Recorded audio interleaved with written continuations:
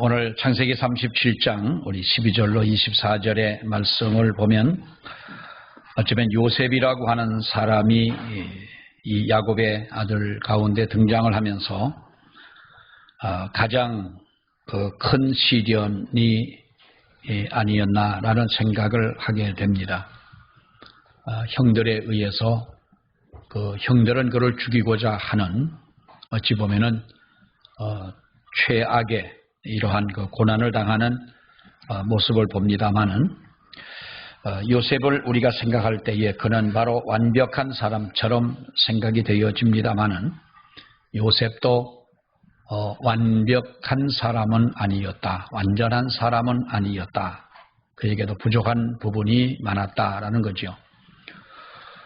우리 사람들 가끔 볼 때에 저 사람은 정말로 빈틈이 없는 사람이다 라고 평을 합니다. 지식적으로나 인격적으로나 또 모든 생활적인 면에서나 정말로 틀림이 없고 빈틈이 없고 완벽한 그런 모습을 가지고 살아가는 사람들을 보지만은 사람은 누구나가 완전할 수는 없다. 완벽할 수는 없다라는 거죠. 부족한 부분이 많다라는 것입니다. 요셉이라고 하는 사람도 완벽한 사람은 아니었습니다. 부족한 부분이 많았다라는 것인데 특별히 요셉의 부족한 부분이 뭐냐 하면 바로 그 입술의 문제라고 하는 거지요. 형제들의 잘못을 아버지에게 그것을 고자질을 하는 우리가 그런 모습을 볼 수가 있고 또 하나님이 그에게 꿈을 보여주었습니다마는 그 꿈을 이야기한 자체가 그 꿈이 진실이었지요. 그러나 진실이었으나 우리가 그 꿈을 가볍게 이야기하는 이것도 바로 모든 형제들에게 덕을 쌓지 못하는 그러한 부분이 아닐 수가 없는 것입니다.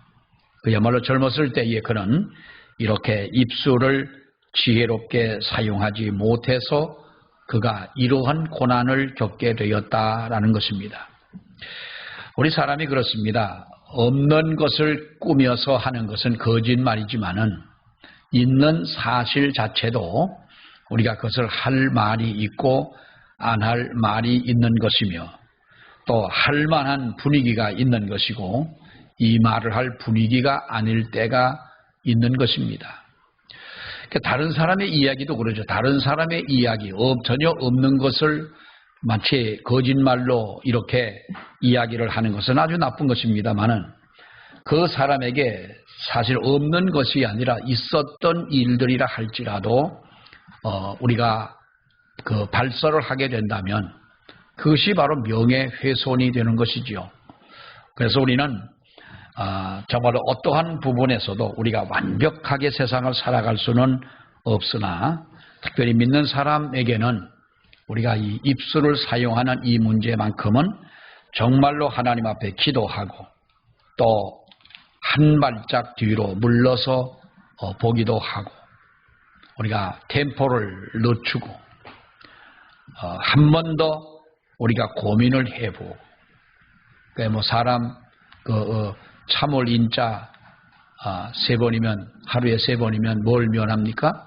살인도 면한다 그랬는데 정말 귀한 교훈이 아닐 수가 없는 것입니다. 여러분 그런데 이러한 요셉임에도 불구하고 그는 야곱의 사랑을 받았습니다. 아버지의 사랑을 받았고 특별히 하나님의 사랑을 받았습니다. 어떻게 이런 사람이 하나님의 사랑을 받을 수가 있느냐? 그것은 순수했고 그리고 요셉은 정직했다는 거예요. 서울 개포동에 가면 개포동 중앙교회라고 하는 개포동 교회, 중앙교회가 아니라 개포동에 있는 개포동 교회가 있습니다. 교회가 큰 교회인데요. 지금은 돌아가셨습니다만 김주배 목사님이라는 분이 계셨어요. 어느 수요일날 교인들과 함께 우리 교회에 와서 옛날에 오래됐습니다. 와서 예배를 드린 적도 한 번 있습니다만은 그 당시에 개포동 교회가 많은 성도들이 모이고 큰 교회임에도 불구하고 김주배 목사님을 뵈면 천방지축이에요. 그분은 좀 표현하자면 그래요. 그때 한번 뭐하러 여기를 오셔가지고 기도원 자리를 사러 온다고 그랬는데 저 어디고 옥토거리 안에를 한번 같이 가자고 그래서 이제 누구 소개로 왔다고 하면서 절 보고 여기로 와가지고 이제 그 주소를 대면서 어디냐고 그래서 이제 같이 갔는데 가다가 어느 집을 가리키는 거예요. 목사님 이 집이 왜 이렇게 비었어요? 주인이 없는 것 같아요. 그러니까 거기서 목사 장로님들 보고 장로님 나 이 집 사줘 그러는 거예요. 그러니까 장로님이 옆에서 기가 막히잖아요. 자, 목사님 여기 이 집을 사서 뭐 하시겠어요? 아, 나 이거 좋다는 거예요. 사달라는 거예요. 또 조금 올라가다 보니까 또 한 집이 있으니까 자기 이 땅을 좀 사달 또 뭐 땅을 사달라는. 아니 목사님 우리가 땅 사러 왔지 않습니까? 그러니까 그런가. 근데 그분은 좀 뭐라고 할까요? 우리가 볼 때 정상 이렇게 대화를 하다 보면 막 왜 그렇게 말을 하는 걸 뭐라 그러죠? 좀 이렇게 아무튼 천방지축 그렇게 이제 말씀을 하시는 거예요. 그래 우리가 고민이라기보다도 아니 저런 목사님이 어떻게 서울 그 개포동에 그렇게 큰 교회를 목회를 하실까? 그 궁금하잖아요. 고민이라기보다 그거 참 궁금하잖아요. 그런데 그 목사님은 너무 어린아이처럼 솔직하신 거예요. 실수가 많아요. 말의 실수도 많고 시행착오도 많고 그러다 보니까 그 모든 거는 뒤에서 장로님들이 다 카바를 하시고 그런데 강대상에서 설교를 할 때마다 교인들의 마음에 감동을 준다는 거예요. 장로님 말씀이 도저히 우리 목사님이 저러시죠? 이상하시죠? 저도 김주배 목사님 잘 압니다. 훌륭하신 분이시고 잘 알죠. 그런데도요 이상하게 우리 교회는요 목사님이 설교하실 때는요 교인들이 감동을 그렇게 받는다는 거예요. 그 장로님이 그래요. 우리 목사님이 아주 정직하신 분이라는 거예요. 정직하지 못하고 그런다면은 그건 안 되겠지요. 여러분 하나님이 보실 때에 순수하고 정직한 것 요셉처럼 말에 실수가 있고 고자질을 하고 이것을 내가 이 상황에서 해야 될 말인지 아닌지 분간 못할 만큼의 그러한 사람이라 할지라도 하나님의 사랑을 받게 된 데에는 그 이유가 뭐냐? 정직하고 순수하다는 거예요.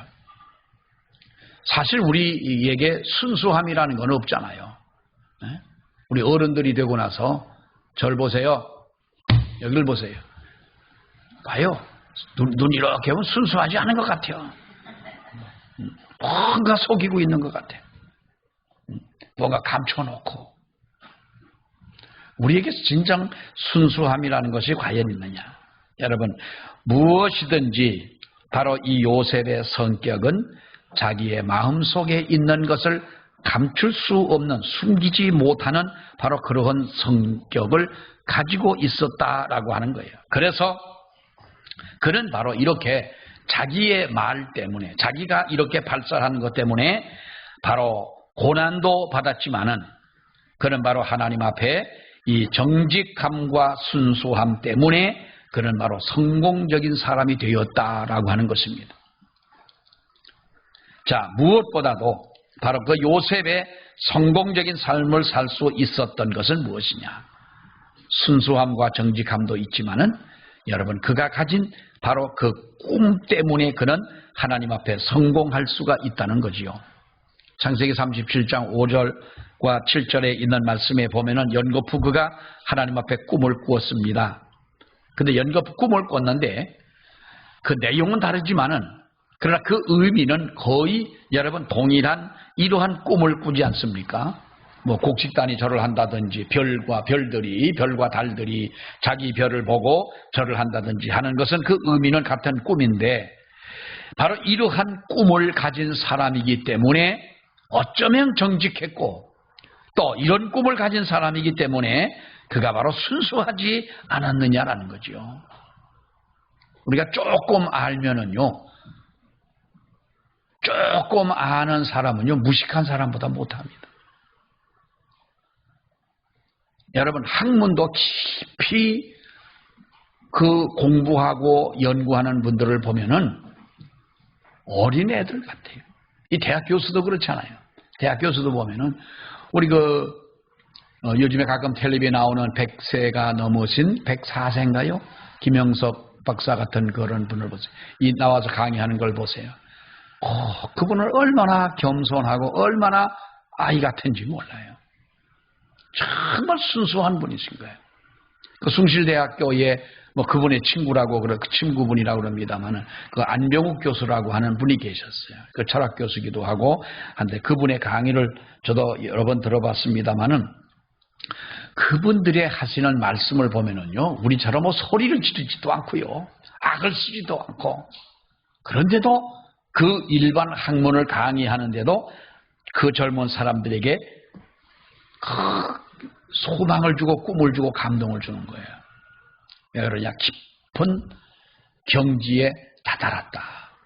정말 그런 그 학문에 도달을 하고 그러다 보니 이건곡식이 고개를 숙인다고 하는 것처럼 우리가 어쩌면 순수하지 못한 것도요, 이런 확실한 꿈이 우리에게 없기 때문에 순수성을 잃어버리는 거예요. 우리가 확실함이 없기 때문에 우리가 교만한 거예요. 우리가 무엇보다도 하나님으로부터 우리에게 충만하게 채워지지 않았기 때문에 우리가 교만하다는 거예요.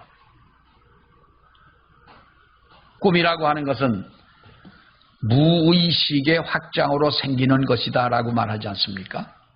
그러니까 꿈꿀 때 내가 의식적으로 꿈을 꾸는 사람은 없잖아요. 무의식 중에 바로 이 무의식의 확장으로 생겨지는 것이 바로 이 꿈이다라고 하는 말이 있는데, 무의식 가운데 나타날 정도로 우리는 꿈과 비전을 가지고 그 꿈과 비전에 대해서 끊임없이 생각하고, 그리고 우리가 설계하고 도전하고 뚜렷한 꿈을 잡고 갈 때에 이것이 바로 하나님 앞에 순수한 사람, 정직한 사람이 될 수가 있다는 거죠. 여러분, 진정한 복된 삶을 우리들이 하나님 앞에 원한다면 우리는 어디서부터 시작을 해야 되느냐? 꿈꾸는 데서부터 우리는 먼저 시작을 해야 되는 것이고, 꿈을 갖는 데서부터 우리는 성공적인 이 꿈을 가져야 하는 줄로 믿습니다.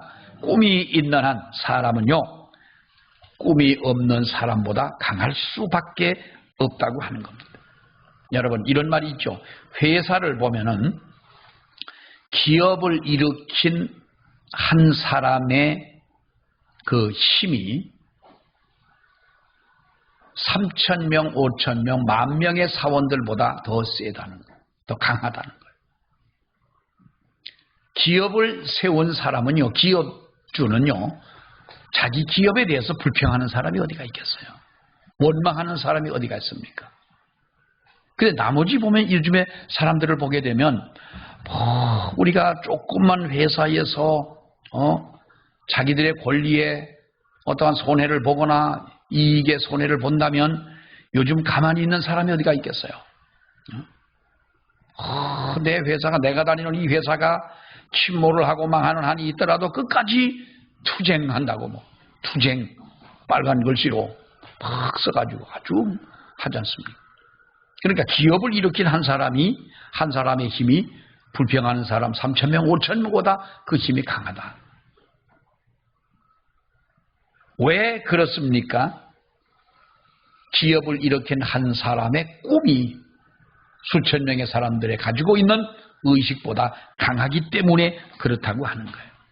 여러분, 아무리 우리가 성실하고 진실하게 산다 할지라도 뚜렷한 꿈을 갖지 못하게 된다면, 하나님이 우리에게 보여주신 진정한 비전이 없다면 우리는 성공적인 삶을 살 수가 없다. 우리 성도들에게 있어서 이 비전이 무엇입니까? 하나님의 성령으로 충만함이라고 하는 거예요. 하나님의 은혜로 우리에게 하나님이 지혜를 주시고 하나님의 성령으로 인하여 우리에게 분명한 목표를 갖도록 하시고, 이 분명한 목표에 흔들리지 않고 나아갈 수 있도록 해주신다는 거지요. 왜 성도에게는 기도 시간과 예배의 시간이 필요하냐는 거예요. 왜 우리가 하나님 앞에 기도해야 되고 왜 우리가 하나님 앞에 예배하는 일에 힘써야 되느냐? 여러분, 기도가 무엇입니까? 기도는요, 우리의 꿈을 날카롭게 다듬는 시간인 줄로 믿습니다. 여러분, 낯질 다 해보셨죠? 네?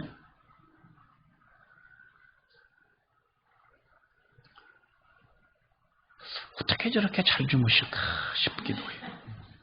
아니, 어떻게 그렇게 잠이 잘 올까? 근데 여러분들이, 우리 어머니가 꼭 낮에 올라가 보면은 옛날에 꼭 주무셔요. 그 주무셨다 깨서 하는 말이 뭐라는 줄 압니까? 아휴, 나는 어젯밤에 잠을 못 잤다는. 아니, 낮에 그렇게 주무시니까 밤에 잠이 안 오지. 그 답은 나오잖아. 또 그렇다고 하면 또 뭐 노인한테 그러면 뭐 하겠어요.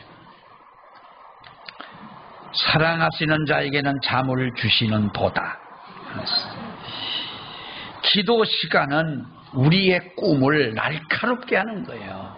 낫을 가지고 불을 벨 때 여러분, 그 날을 쇳돌에다가 날을 가지고 날이 새파랗게 쓴다고 그러잖아요.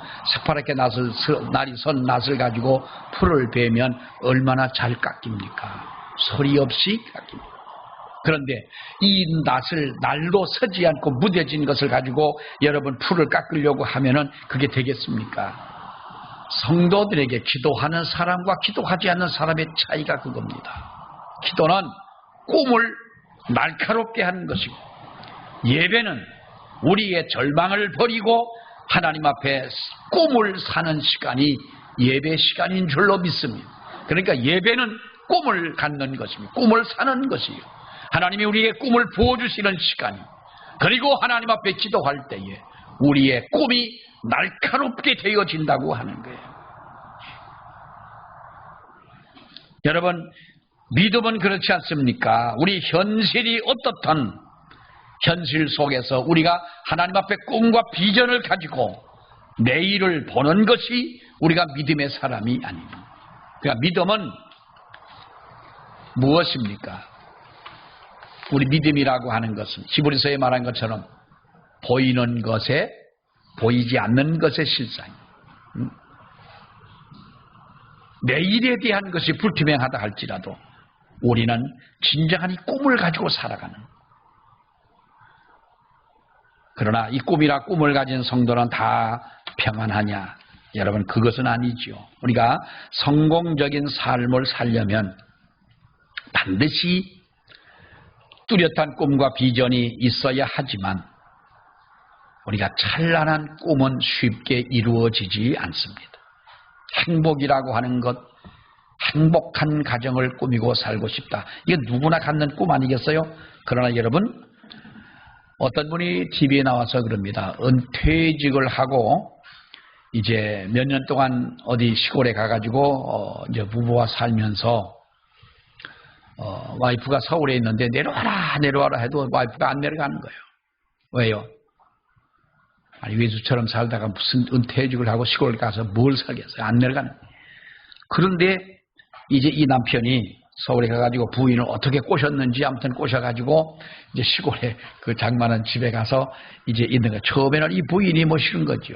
그런데 그래도 마음을 잡고 살다 보니 이 남자가 뭐 공무원을 하면서 그래도 꽤 높은 자리에 있었던 분 같아요. 그런데 그때는 집에서도, 직장에서도 높은 사람이고 집에서도 높은 사람 행세를 하니까 누가 좋아하겠어요. 애들도 그렇고 마누라도 그렇고. 그랬는데 가만히 퇴직을 해 시골에 내려가 살다 보니까 인생이 정말 뭐 이게 뭐냐라는 걸 알게 된 거죠. 그래서 부인한테 내려와서 잘 했어요. 그러니까 부인이 이제 거기서 같이 한 3년 이렇게 살았다고 그러는데 뭐라고 말하냐면 지금이 제일 행복하다는 거예요. 지금이 제일 행복하다. 옛날에는 그저 뭐 직장 나가고 하면서 바쁘게 살기도 하고 마음에 드는 것보다는 마음에 안 드는 부분들이 더 많고 평안한 날보다는 싸우는 날이 더 많고 이러면서 지옥처럼 살았는데 살다 보니 뭔가 이제는 부부가 무언가 깨달은 거예요. 아, 우리가 이렇게 살아서는 안 되는구나. 그 행복을 찾기까지 수많은 시간이 걸렸다는 거죠. 그리고 꿈이라고 하는 것은요, 반드시 시련을 만나게 되어져 있습니다. 여러분, 성공한 사람들의 얘기를 들어보세요. 시련 없이 성공한 사람이 누가 있습니까? 없습니다. 오늘 본문을 보면은 요셉이 자신의 꿈 때문에 형들의 미움과 시기를 받고 시련을 만나고 하는 장면이 나오지요. 그런 여러분, 이 모습을 우리가 볼 때에 뭐라고 그럽니까? 오늘 성경에 보면은 아버지가 이 요셉을 형들이 있는 세겜으로 보냈습니다. 헤브론에서 보냈습니다. 형들이 양을 치고 있는데 형들과 양들이 잘 있나 보고 오라고 심부름을 시켰더니 멀리서 요셉이 오는 것을 형들이 보고 뭐라 그럽니까? 저놈을 우리가 죽이자 그랬어요. 여러분, 아무리 이 어머니가 4명에서 낳은 12명의 아들들 아닙니까? 아무리 그렇다 할지라도 아니 그 동생을 죽이자고까지 할 거가 뭐가 있습니까? 그러면서 뭐라고 말했어요? 성경에 보니까 저가 꿈꾸는 자가 아니냐, 꿈꾸는 자가 온다. 아주 그냥 정말 빈정산 거지요. 그러니까 저놈을 죽여보자. 그럼 저가 꿈이 어떻게 이루어지는지 한번 보자는 거예요. 죽이려고 했더니 누가 그것을 만류합니까? 그 형 루벤이 우리가 죽일 것까지야 뭐가 있냐. 저를 구덩이에 던져놓고 우리가 죽이지는 말자 그럽니다. 여러분, 이것이 요셉이 가장 물론 애굽에 내려가서 더 큰 시련도 당하긴 합니다만은 자신이 가지고 있는 이 꿈이었습니다. 그런데 이 하나님이 주신 꿈이라고 확신을 했지만은 그러나 얼마나 많은 시련을 이 요셉이 겪어야 했느냐.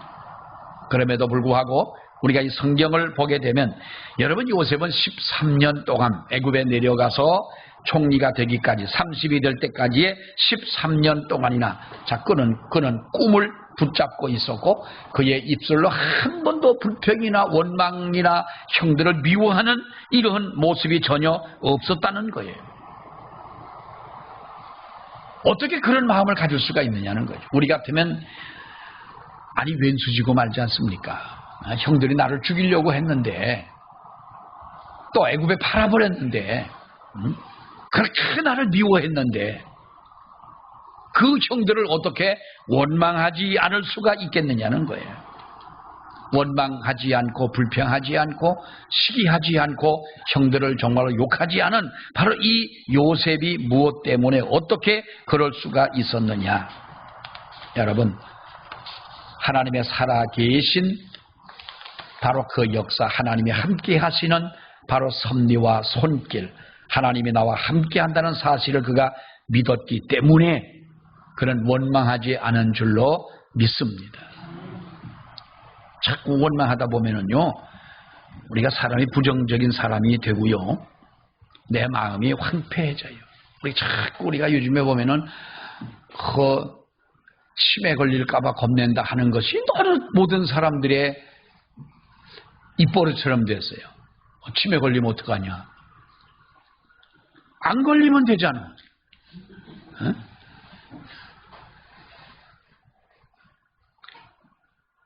우리가 연세가 많아지고 하다 보면 요즘은 장수하는 시대 아닙니까? 그러다 보니까 옛날보다 기억력 또 건망증 이런 것이 심해진 건 사실이에요. 그렇다고 다 치매는 걸리는 게 아니잖아요. 어떤 새 할머니가 버스 정류장에서 만났대요. 만나서 이야기를 하면서 또 그런 얘기를 난 요즘에 너무 정신이 없어 깜빡깜빡 한다고. 그러니까 한 할머니가 왜 그러냐 그러니까 우리 집이 계단이 옥상 올라가는 계단이 있는데 중간에 올라가 서서 가만히 생각해보니 내가 지금 올라가다가 서 있는지 내려가다 서 있는지 모르겠어. 아이고 정신 차려야지. 다른 할머니가 그러더래. 그 말도 막 그건 아무것도 아니요. 그 집은 어떤데 내가 침대에 앉아 있는데 내가 일어나 앉은 건지 누우려고 앉은 건지 모르겠다는 거예요. 그러니까 한 할머니가 그러더래. 아이고 정신 똑바로 차려. 어? 사람들이 바보같이 왜 이렇게 그래야. 그러더니 아니 그런데 우리가 지금 버스 타려고 여기 서 있는겨. 버스에서 내려서 서 있는겨. 그러더니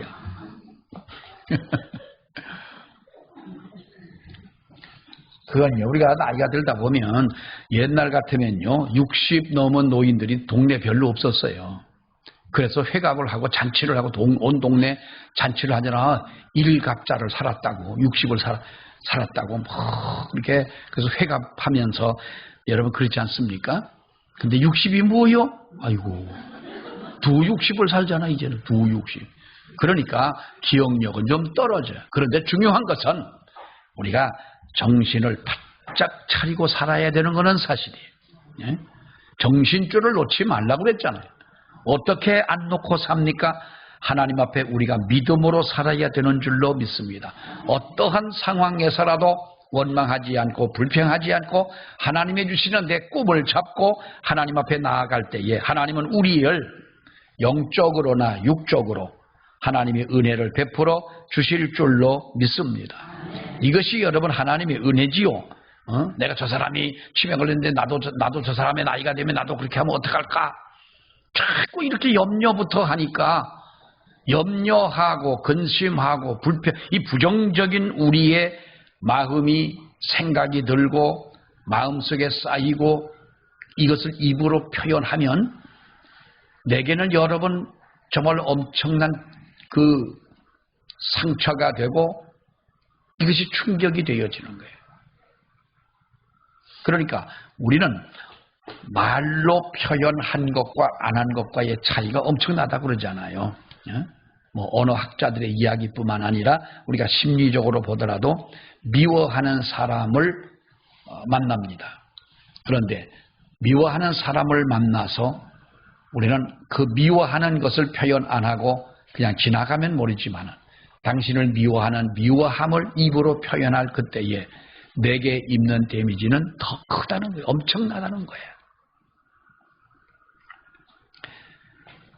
자, 우리가 본문에 나오는 이 야곱의 가정을 보면 정말 여러분 실망스럽습니다. 어떤 가정들보다도 비인격적이고 단점이 너무도 많았던 것이 이 야곱의 가정이었습니다. 아무리 싫고 배가 다른 형제를 할지라도 어떻게 형제를 죽이느냐. 그러나 하나님은 이 그 부족한 가정을 통해서 어떻게 이스라엘의 12지파를 일으키셨느냐. 여러분, 그렇다면 한 가지 도전을 받는 것입니다. 무엇입니까? 아무리 부족하다 할지라도 하나님이 쓰시는 사람, 하나님의 큰일을 할 수 있는 사람이 누구냐? 끝까지 꿈을 잡고 하나님의 은혜를 의지하고 나아가는 사람이에요. 어떤 경우에도 원망과 불평 없는 요셉의 인격을 우리가 닮아가는 것이다 하는 거예요. 미국에 있는 한인교회는 우리가 볼 때 뭐 미국의 한인교회에서 목회를 했다. 물론 큰 교회도 있고 훌륭한 목사님들 많습니다만은 여러분 미국에 있는 한인교회에는 다 싸움도 잘하고 의견 충돌도 많고 그렇습니다. 왜 대개의 사람들이 상처와 아픔이 있는 사람들이고 또 미국이라고 하는 곳을 가가지고 고향을 떠나서 가 살다 보니 언제부턴가 자신의 마음속에 큰 상처가 남아 있는 거예요. 고향을 그리워하는 마음, 정말로 이 미국이라고 하는 이 외진 곳에서 낯선 곳에서 또 우리가 살아가야 한다는 어떤 그러한 그 부담감, 이러한 것들이 마음속에 큰 상처가 되어 남아져 있더라라는 거예요. 그래서 한인교회의 교인들은요, 조그만 턱 건들기만 하면은 탁 터져버린다는 거예요. 그래서 나온 노래가 손대면 톡톡하고 터질 것만 같은 그대, 그런 노래가 나왔잖아. 믿거나 말거나인데 나는 그 봉숭아 씨가 이렇게 생겼습니다. 근데 정말 이렇게 눌러보면 그것처럼 그 성질 되게 더럽더라고. 그게 아마 가을쯤 돼서 한번 여러분 보세요. 가을인가 여름인가 아무튼 봉숭아 꽃이 지고 난 다음에 봉숭아 씨방이 생겨요. 근데 그걸 조금만 만져보면 확 뒤집어져 버려요. 성질머리 되게 더럽더라고. 어떤 한인교회 목회하는 목사님이 그렇게 얘기를 합니다. 한인교회의 성도들은 손대면 탁 터져버린다는 거예요. 막 싸우고 편 갈라지고 나눠지고 막 그런다는 거예요. 그러니까 미국에서 어떤 분이 이제 어떤 친구가 목회를 하다가 한국에 나왔어요. 한 달 있다 갔어요. 어떤 전도사가 있었는데 그 전도사가 교인들을 반을 갈라가지고 나가버렸더라는 거예요. 찾아봐도 자기들끼리 가서 교회를 한다는 거예요. 그러니까 한국에 나와가지고 오랫동안 머물러 있지를 못해요. 그런 교회 현실이 그런 거예요. 엄청나게 많은 게 수천 개의 교회가 있어요. 미국에 한 5천 개 교회가 있다라고 그러는데요. 이 교회들이 그냥 안 믿는 사람을 불러가지고 이렇게 교회를 하는 것이 아니라 이렇게 자꾸 같이 치기 하듯이 나가가지고 자꾸 생겨진 교회예요. 긍정적인 면으로 본다면 어쨌든 나쁜 성격을 통해서라도 나쁜 습관을 통해서도 하나님은 일을 하신다라고도 할 수가 있겠지만은 여러분 그것은 우리가 바람직한 것이 되지 못하지 않느냐. 오늘 이 말씀에서 볼 수 있는 것은 자기를 죽이려 하는 사람을 원망하지 않는 마음이라는. 왜 그렇습니까? 내게는 꿈이 있기 때문에 그렇다는 거예요. 나를 미워하는 형제들을 원망하지 않고 불평하지 않고 미워하지 않았다는 거예요. 왜 그렇습니까? 그것은 바로 꿈이 있기 때문에 그렇다는 거죠. 옛날에 어떠한 분이 말하기를 어떤 분이 말한 것이 아니라 우리가 개는 짖어도 무언 달려야 돼요? 열차는 달려야 된다. 개가 짖는다고 열차가 가다가 빙 섰다 가고 하는 열차가 어디 있습니까? 개가 짖든 바람이 불든 열차는 가야 되는 것처럼 우리들에게 주변에 얼마나 많은 시련이 있고 얼마나 많은 시험이 있습니까? 그럼 우리가 여기에 넘어지지 않는 이유는 무엇이냐? 우리에게 꿈이 있다는 거예요. 하나님이 보여준 환상이 있다는 거죠.